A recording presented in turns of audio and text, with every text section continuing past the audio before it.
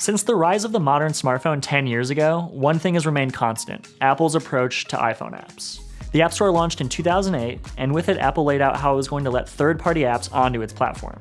And not much has really changed. You still have to develop your app according to Apple's rules, submit it to the company for review, and then pray Apple lets it onto the App Store. Anything that crosses the line, especially around copyright or privacy, isn't allowed. And those rules are extensive. The guidelines document is more than 12,500 words long. But if you've been following the world of mobile apps since the early days of the iPhone, you're probably well aware that there are holes in Apple's walled garden. On Android, Google typically lets you do a lot of stuff you can't do on the iPhone.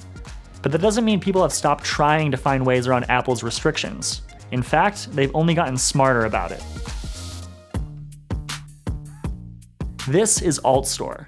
It's one of the latest attempts by independent developers to bypass the App Store, and it's made by a recent college graduate, Riley Testut.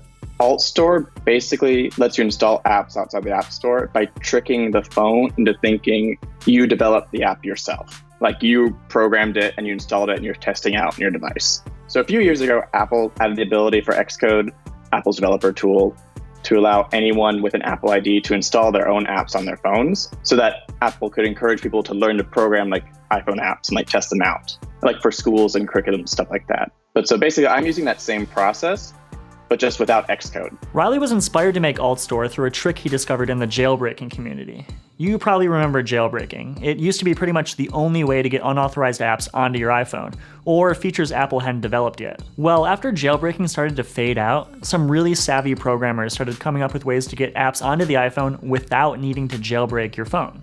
One of those methods was with software called Cydia Impactor. Like AltStore, the Impactor exploits a loophole in how iTunes communicates and syncs files with the iPhone. But Cydia Impactor only lets you take app files and put them on your phone from your computer.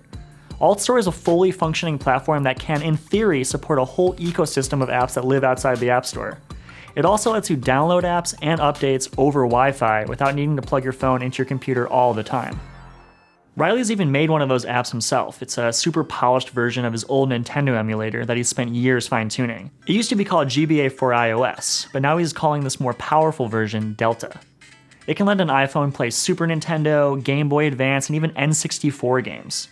It's got a sleek built-in controller scheme and some really nice save state features. But Riley knew he could never get Delta onto the App Store. Apple wouldn't allow it, because there are strict rules around apps that might be used for copyright infringement. So he started thinking up more clever ways to get around the restrictions on iOS. And that's what pushed him to come up with AltStore, instead of just releasing his app on Android and calling it a day. AltStore and everything just came from me wanting to get Delta out. It just made sense for me to, if I'm building this whole process for Delta, just to build it out for anyone to use. So I'm kind of doing it because I want to also improve the quality of apps that you won't find in the App Store, but could still exist on the platform. Okay, quick side note. We're not encouraging you go download video game files, which are known on the internet as ROMs.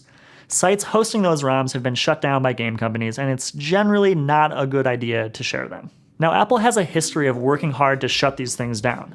It spent years patching iOS to block jailbreaking software, but before things like AltStore existed, there was one really popular way to get around iOS restrictions. It's been around for years, and it involves using Apple's own tools against it. That method is the Enterprise program. It started up a few years after the iPhone really took off, when all sorts of companies were developing mobile apps. Apple lets you pay $300 a year for a special license that it controls, that then lets you distribute apps to anyone over the internet, no App Store review required.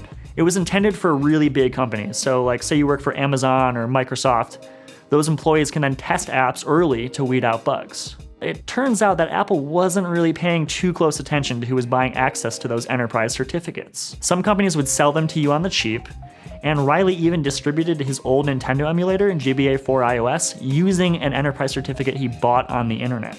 That is before Apple got wind of that and shut him down pretty quickly.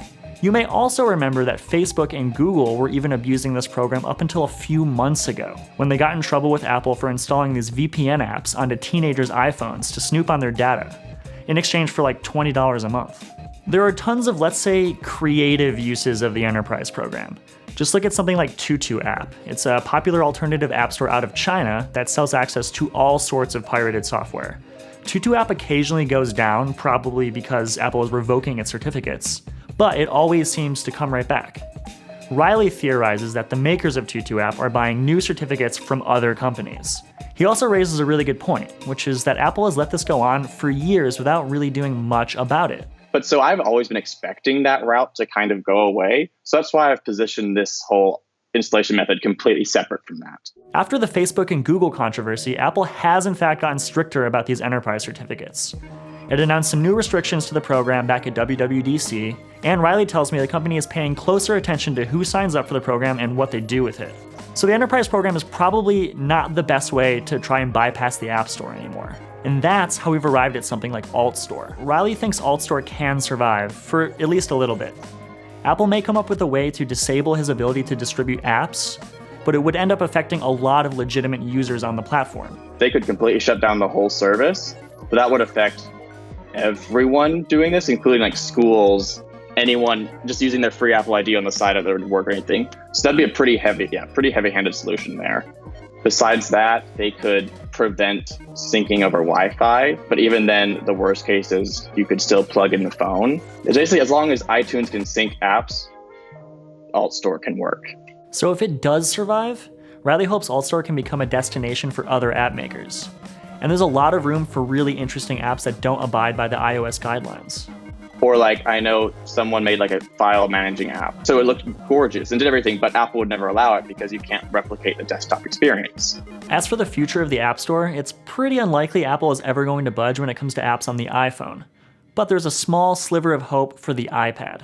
Back at WWDC, Apple announced iPad OS. It's a whole new operating system dedicated to its tablet. And while the iPad's capabilities as a computer have been pretty held back until now, we're starting to see Apple open it up way more. There's now Catalyst, so you can develop apps for both Mac and iPad at the same time. iPads will be getting the ability to read USB drives. And Apple is completely redesigning how the iPad home screen, window layout, and gesture support works, so it's more like a real laptop. What's a computer? Remember that What's a Computer ad campaign? Well, Apple is actually now following through. At some point, Apple just might give the iPad something that could truly make it into a computer. The ability to run apps from the internet. So I think it's inevitable that at some point the iPad will gain some way of installing apps outside the App Store. I don't know if that'll ever happen for the iPhone, because they're positioning the iPad as like your computer and the phone's like the convenience. Unfortunately, I think I have to agree with Riley here. I don't see that ever happening for the iPhone. Thankfully, we have options like AltStore. That is, if Apple doesn't shut it down immediately. I'm gonna get to pick my starter, which I feel like is going to anger the internet. Bulbasaur? No way. Charmander?